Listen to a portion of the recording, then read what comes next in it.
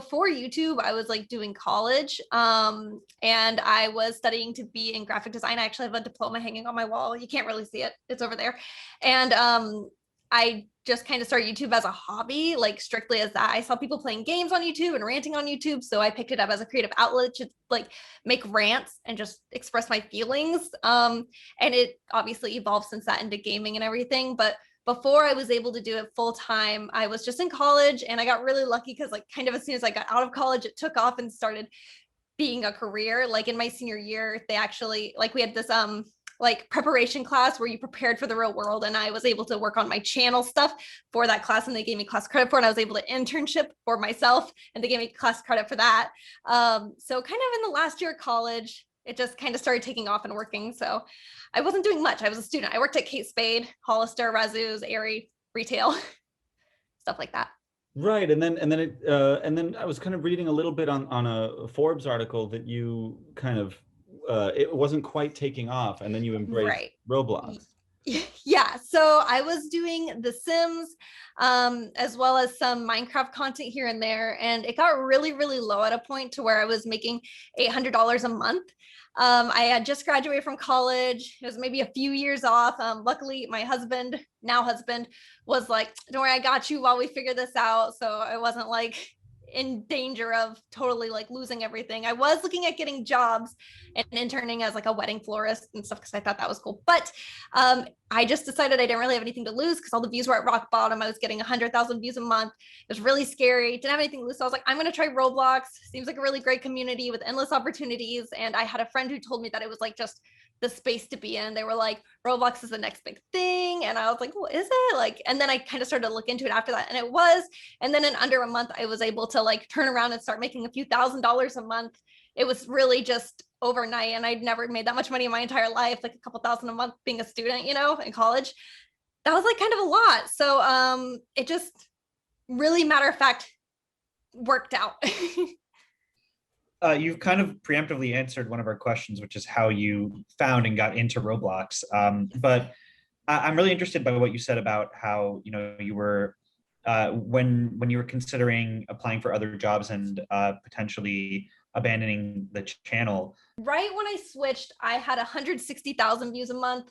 Then the next month it went to 250,000 views a month. Then it immediately went to 2.6 million views a month, and then 4.5 million views. So it just like kind of rapidly accelerated on that. Yeah, it was kind of exponential. You must have really not been expecting that. Nope. I was like really shocked. Like I was just like, I started making this like role play series, like it was like a story series, and all of a sudden people started really, really enjoying it and liking it. And I just kind of ran with it, with using Roblox as like the characters and stuff. Right. So like, what was your demographic kind of at the beginning there? Yeah, so my demographic is the same as it was then. It's very, very consistent. My demographic is 90% female. I just took a poll out of 70,000 people. 90% were female to 93%. And then they were ages 7 to 14. So that's like the widest thing, but really narrowly, it's 9 to 10. Like if you really center it in there. Right, right. Most people seem to fall in there. Okay. Mm-hmm. Yeah, so it's super consistent. Sorry, I didn't mean to interrupt. So I don't play Roblox or anything like that, but I watch a lot of games related content, and I also write about business and media, and I see kind of both sides of it. Like I feel like I see how difficult it is and how time consuming it is to be a content creator in that space, and then I feel like I see the sort of misunderstanding that a lot of people have about, oh, it must be so easy. You're playing video games for a living all day. Yeah. So part of what I would love to do in this interview is kind of debunk a little bit of that and hear from you. What is your sort of production schedule like? Your work schedule, because you have the Twitch stream, you have multiple YouTube channels that have daily uploads, you have the development team working on games in Roblox. So I would love to hear you talk about kind of all the different moving parts of the business and what goes into it. For sure. I have a really strong opinion about this because it really bothers me when people are like, I could sit on my butt and play video games all day and post it and become a millionaire. Do it. YouTube's free. Like capture software is free. Like do it. I invite everybody to try it, see if it happens. It's hard. Every single day, like most days I record 5 videos to maintain like my 3 channels I'm doing. And it's not just that. After that, I respond to emails all day. Like all day I've been doing emails and then brand deals, and it really is a full-time job, not to mention you're your own boss, which takes a lot of discipline. Because if I really wanted to, I could lay in bed for a week straight and nobody would knock on my door and be like, what are you doing? Like, get up, go to work. Like, it takes a lot of self-starting discipline. I don't like to use the word motivation because there's a lot of times where you're not motivated. So it's kind of like just discipline on that. I've already lost my train of thought, but between all the emails, all the administrative stuff, and then the stuff that you see on camera, it's a lot, because I could sit here on my computer all day and punch numbers, but it's a lot different than like performing and coming up with a creative idea every single day, or 3 creative ideas every single day, and then kind of cultivating that into real life. And then you also want to take time to interact with your viewers. And then, as mentioned, emails, administrative stuff, meetings, tons of meetings. Like my schedule is like a few meetings and different things a day. I've stayed very, very organized about all of it. So I don't know if that answers your question. I'm so down for specifics if you have them. But aside from that, then it's like also game meetings and game development. And my husband handles a lot of that. He's probably in game meetings right now. And we're hiring another programmer where you have a whole team of people. We're moving them down into an office space and everything. We just bought a building off the interstate to house our production studio and our gaming studio. I think I'm all over the place. Just slow me down. No. It's fascinating. I read that you had an 8-person staff for the game development. Is that still the case, or has that grown? No, it's grown. I think it's like, I would have to count on my fingers. It's at least like 10 or 14 now. Wow. So it's like grown a bit, and we expect it to be like, with the production and game development studio, we expect to have like around 60 employees by the end of 2021. What does an average day of work for, one of your YouTube channels look like? From the process of coming up with a video to recording it to it being edited to it going up and being live. Yeah, sure. So I wake up, and I'm just gonna start with waking up. I wake up around 8:30 to 9 every day, do my hair and makeup every day, which is a lot and not fun. And then I come up here, I'll concept ideas. One day of the week, I'll grab like 30 titles, not 30, that was a lot, 5 titles. And then I will say, okay, these are the ideas I kind of want to center on. And then every day I film 4 to 5 videos right now along those titles. For one of my channels, we actually hired on a writer to write the scripts for the stories, like the role play content. But on my main channel, it's just kind of trying to see what is trendy, what's hot, what's working right now. For example, when some of these games have updates, I cover those. So after I record those videos, I'm always uploading them into Google Drive. So my editor edits them, and he edits probably like also that same amount of videos a day, because he edits for like 3 of my channels. He has for the real life one, the Brookhaven one, and my main channel. So every day it's that. And then we kind of finish filming by like 2 or 3. And then that's when I start doing emails and everything like that until maybe like 6 p.m. And a lot of planning goes into that. And then I get to take a break. But then it's also like, it doesn't ever seem to be over. It's like, I could go downstairs and go to the kitchen and eat dinner, but then it's like, I get another email. It's like, oh, I just have to respond to this. So it kind of fizzles off, and I can kind of take off my makeup by like 5 p.m., but then I'm still doing work behind the scenes, if that makes sense. Yeah, it sounds like, a little over 40 hours, pretty much like anyone. It's a full-time job. Yeah, like my family worries about me because they know that, like, I don't want to say I work harder than them, because everybody, that's an opinion, right? But they know that I just work myself into just like a stress ball. And I think to be in my position, you have to be a bit of a workaholic.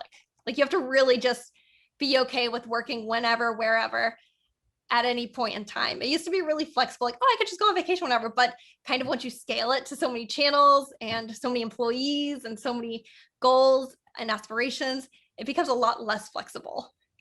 And what are the goals and aspirations? I mean, it seems like a huge successful operation already. What is like the next level for you? What are you looking at? We're like going into it right now. As I mentioned, we just bought a building off of the interstate, and we are planning to fill it with employees. We want to start more YouTube channels, and also put out more games. So it's all about scaling to bigger and better things. And that's kind of where we are right now. I'm hoping by the end of the year to be like distributed in merchandise stores for merchandise. I didn't even mention staypeachy.com, like all of my merchandise apparel collection. Like I said, there's so many facets to all of this that it's easy to leave some of them out. So we want to do more merch collections. We want to do more channels. We want to do more games. So there's not like, it's not for me like next up I want to be an actress, I want to be in a movie. That's like, it's not like jumping, it's just expanding. That makes sense. Yeah. So I guess I'm super curious about kind of the early days of expanding and diversifying. Yes. You know, kind of getting into Twitch and getting in those kind of first steps of branching out, like other YouTube channels. You know, what was the thinking there? Like, were there any strategies that you used to kind of scale that and get that bigger? So it comes super naturally, especially in the very beginning. So in the beginning, whenever you're a YouTuber, you film your own videos, you edit your own videos, you make your own thumbnails, and then you upload.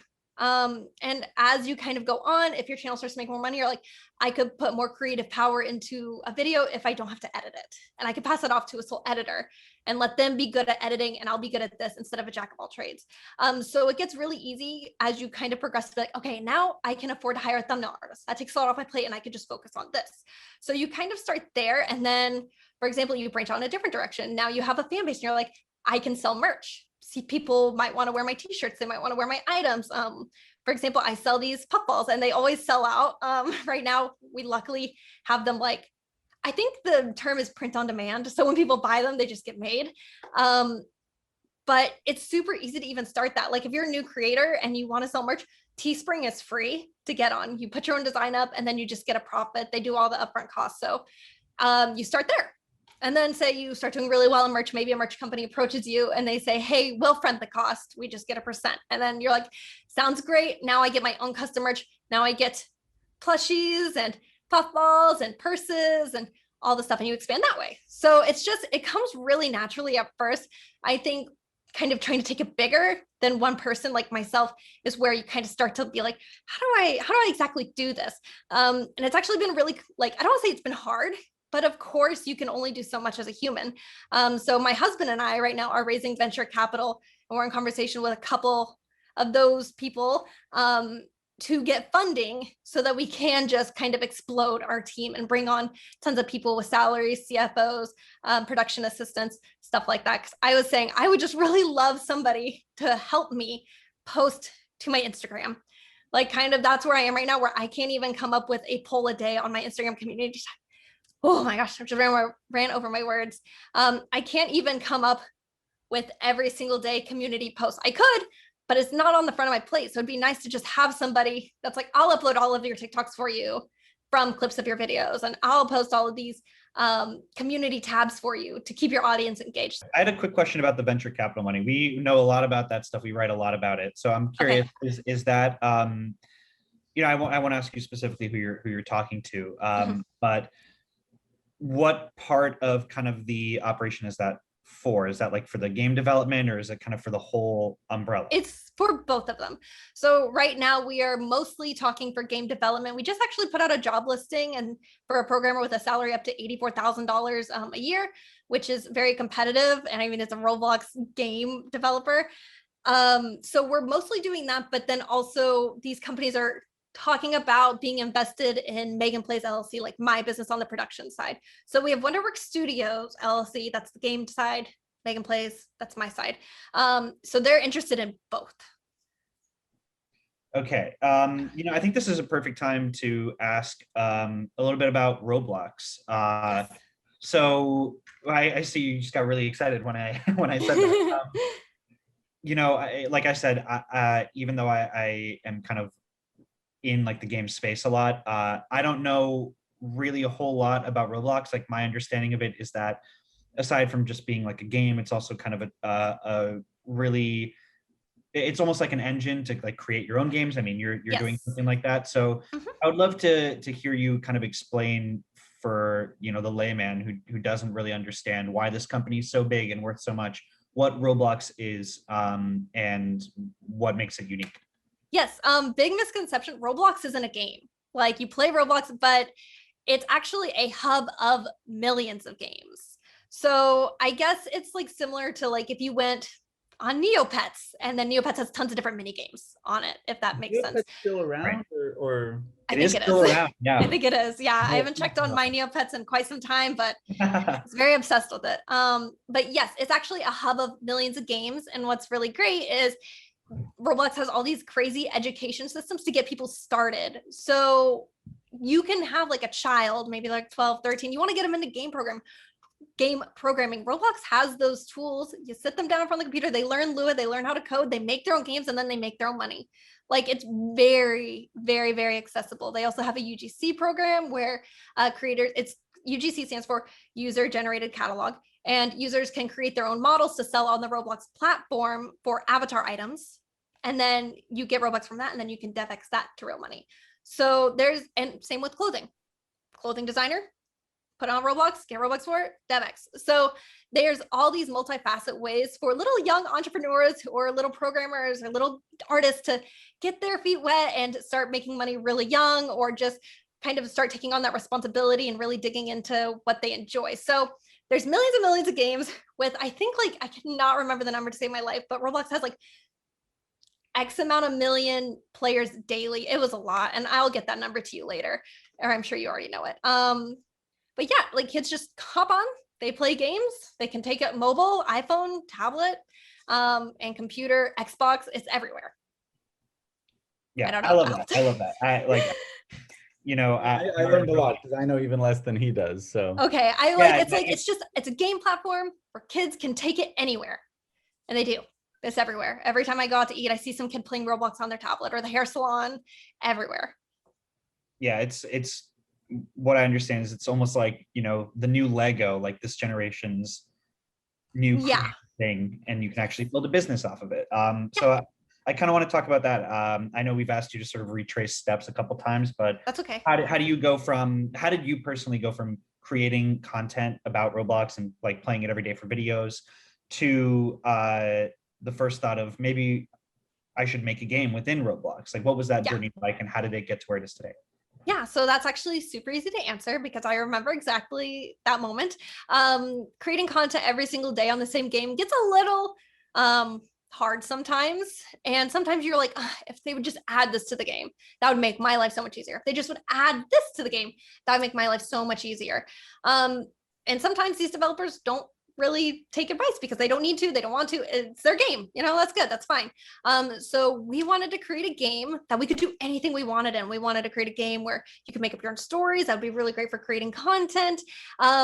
If anybody can do it, why couldn't we do it, right? So that's exactly why we started thinking about making a game, is because I was just like, for example, there's a game I really like to play, but it doesn't have a creator cam in it. So I can't get all the UI to go away. So then you have to pinch in really small to your footage. I would just love a way to whoop, turn that UI off. So it's like little things like that that make creating easier, or like a really sought after dress up catalog to make dressing your character up and saving their outfit really useful whenever you're telling these stories.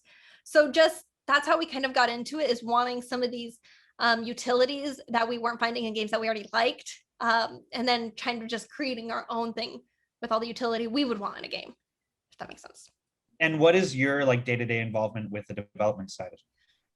Okay, so I'm more of a creative idea person with that one because I don't know how to program or model. So my husband, he kind of manages the team. He tells them what to do, but we sit and we brainstorm all the updates, and we're like, oh, this pet would be fun to add. We could have a map that looks like this, and we want a soundtrack that looks like this.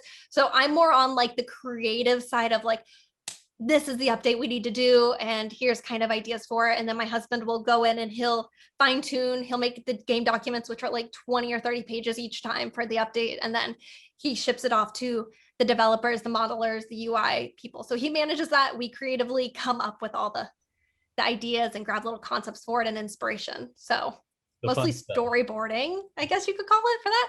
You know, you've talked about how it can be exhausting to play the same game all the time. And yet, you know, even here in this call, like, and in all of your videos, you're extremely high energy, right? So yeah. What is it like to spend like your whole day from when you wake up, you know, putting on your makeup to the end of the day, being kind of like your most, like being on? Yeah, being on all the time. Like, I would love to hear you talk a little bit about what that's like. And also like how Yeah. you unwind as well. I'm also curious about that. Yeah. Sure. Yeah. So I guess I am kind of like on all the time because I'm excited. Like I'm excited to be here, for example. I'm not forcing the way I am right now. That's very, very, very, very, very rare that I have to come on and be like, okay, guys. Like it's just like, anytime it's like you're just like really hit a wall, then it's a little bit more difficult. But I guess my personality has kind of been molded from doing this for so long and so many years. Like I even talk to people like in gatherings when we were having gatherings, and they would always be like, oh, you're so animated. And it's like, yeah, I guess like it's just like it comes with like being on camera all the time, is like you just kind of get into these habits. So I guess I'm here and I don't feel like I'm here. But then some nights it's like, oh, I'm so tired, I just want to take off my makeup, and like I don't want to talk, I just want to watch a movie. So me and my husband, we watch a lot of movies. I have a pottery studio. I converted my garage into a pottery studio so I can do pottery to unwind and relax. It does take a really big mental toll. And I think the hardest part for me is the fear of letting people down. Like, for example, if I get my video in late, I feel really bad about my editor. Like, oh my God, I'm so sorry. Like, I was really trying to get to, I never miss a deadline for any brand that I ever work with because I like will not allow myself to do that. I've always had a very, very high work ethic, and it really eats at me if I do like miss something like that. Like I got my thumbnail in late today and I just like wrote a paragraph to my thumbnail. I was like, I'm really sorry. Like if you need me to make this, just let me know. I know it's late. Like I just, that's where I am with it.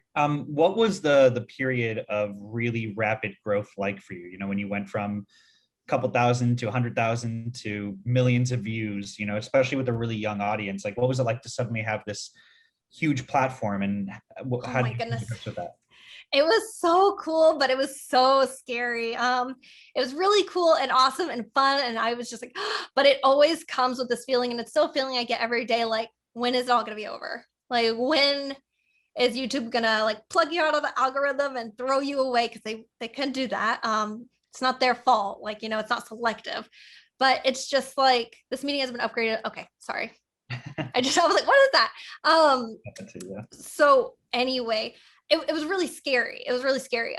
Just because it's like, oh, when is this going to end? And like, do they like this video? I hope that they like this one. Please don't, like, you know what I mean? Stuff like that. Like, you just always want to impress people. You always want to do your best. And then you fear putting out something bad. And then the content creative space can be really cutthroat. I did not have any friends coming up in the space because some people, when they're really up here, they're really threatened when somebody starts to come up next to them because they feel their viewer base is being, but it's not like, that's just not something that happens. So I didn't have a lot of friends coming up. I reached out to multiple people. I was very shut out. A lot of people didn't want to collab with me. I was nothing but very nice. So that's all I really have to say about that. But it does get really competitive, and some people can be just, they can really rain on your parade. But if you're not hurting them and you're doing you, and you're just quite literally doing you and paying your bills to stay alive, you're not like, it's all you can do. You can't control other people, but it was scary. You were talking about community, and something I'm really curious about, and I think a lot about with content creators, is kind of the parasocial aspect of it. And It's a big word. So yeah, what's that mean? So basically, it's like the idea that if I were like a regular viewer of yours, for example, like I watch your content every day, and I see your personal life, I see the way you are on camera, that me as an audience member, I feel like I know you, or I perceive myself, even maybe subconsciously, to have a relationship with you. Okay. Yeah. That, is not there beyond kind of or perhaps maybe it is there, but that my understanding is it's not there beyond the kind of viewer creator relationship. Yeah. And I feel like there have been a lot of instances, especially in the game space, or even lately, things with like the whole David Dobrik drama, which I won't force you to comment on. Yeah. Where creators kind of manipulate or take advantage of that parasocial relationship. It's like this very kind of fraught thing that I feel like more eyes are being drawn to. And I'm really curious if it's something you think about, if it's something that you kind of actively work on or deal with in a specific way, especially as somebody who creates content for such a young audience? Like, how do you? Definitely. Yeah. So actually, I know exactly what you're talking about. I do love my audience, and I do feel like I do have a big sister relationship to them, but I do make a very, very, very extreme conscious effort to draw that line. For example, my viewers will add me into Instagram group chats all the time. And sometimes I'll pop in and be like, hey guys, but recently I saw that they were discussing something that like I just could like should not be. So I was like, hey guys, I have to dip out. This is not a group chat for me. Bye. Like I left, like, because after scrolling and like seeing something, I was like, no, like so. And then I saw like one of them was like, she said like she had to leave. And I was like, yeah, they were talking about their crushes on Bryce Hall. And I was like, I just can't be a part of any of that. Like I will always like give advice to my audience in a public forum. Like if they tweet me like, hey, I'm having trouble with bullying, what can I do? I do that, but I like don't like, I really draw a line at sharing any personal details with my audience. No.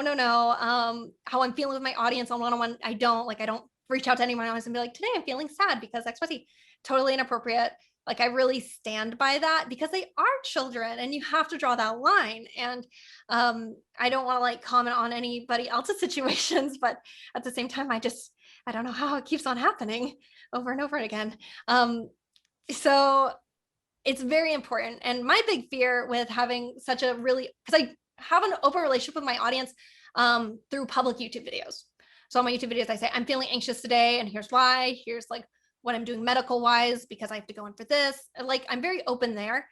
And with that, I do feel connected with my audience, but then I also get afraid when people show up to my house.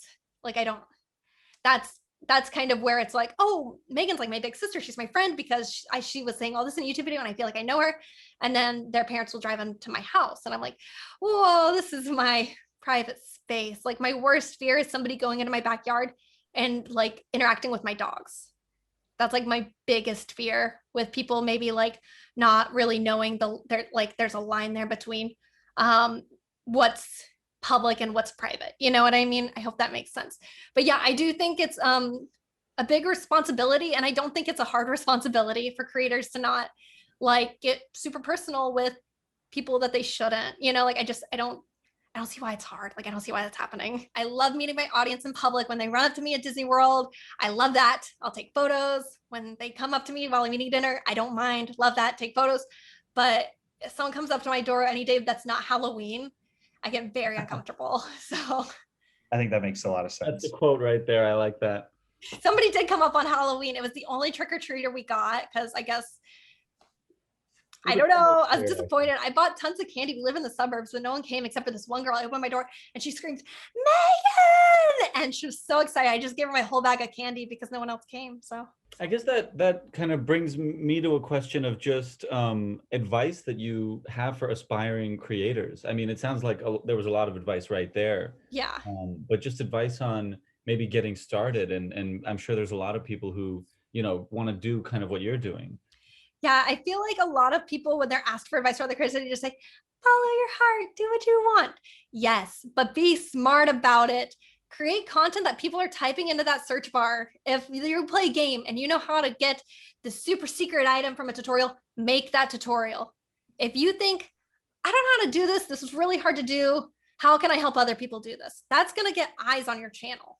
Like it's not posting like this one type of content. It's like posting content that's going to get in the search, that's going to help people, that's going to bring people to your channel, and then you can post your fun content in between. Like you have to find ways to get new eyes, and that is by getting into the YouTube search.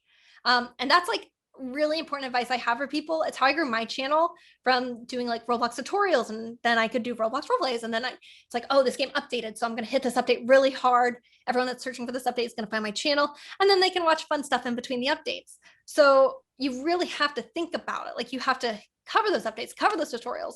And also do not go into it thinking it's going to be a career, because that will be very frustrating and it'll cause immediate burnout in anybody who is hoping to like get rich quick. You have to like go into it because you love it, because if you don't, you are going to have zero fun and you're going to have all the stress with none of the enjoyment of it. So you really have to like it. So if you already have that I love doing this base set, that's how I would have creatives start to build their channel, update content, tutorial content. And then the other question that I have is, you were just talking about, all the young girl gamers out there. And I mentioned earlier, the stuff that I've seen just from like games media space, is that I feel like all these women who are creators really get a lot of flack just like for being women in games online. And I'm wondering if you're comfortable talking about it, what your experience with that is, kind of coming into this like perceived male dominated space and being a really prominent woman in it. Yeah, I can talk about that. Luckily, it's not such a problem anymore.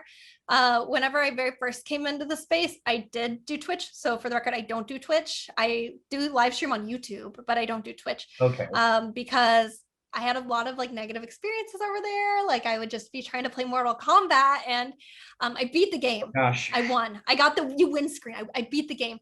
And some guy was like, "You didn't play it right." I was like, "I just beat the game. What do you mean?" Luckily, Roblox, I feel like, is so good about that. Like Roblox is such an inclusive community. I haven't seen one sexist thing. I haven't seen one like misogynistic thing from anybody in the Roblox community. I just haven't, because I think it's already such a integrated space, and it could be because it's a younger demographic mostly, and they're growing up in a more cohesive space that isn't just like a cookie cutter of what a gamer should be or look like. Like I know more girl Roblox players than guy Roblox players. I don't know.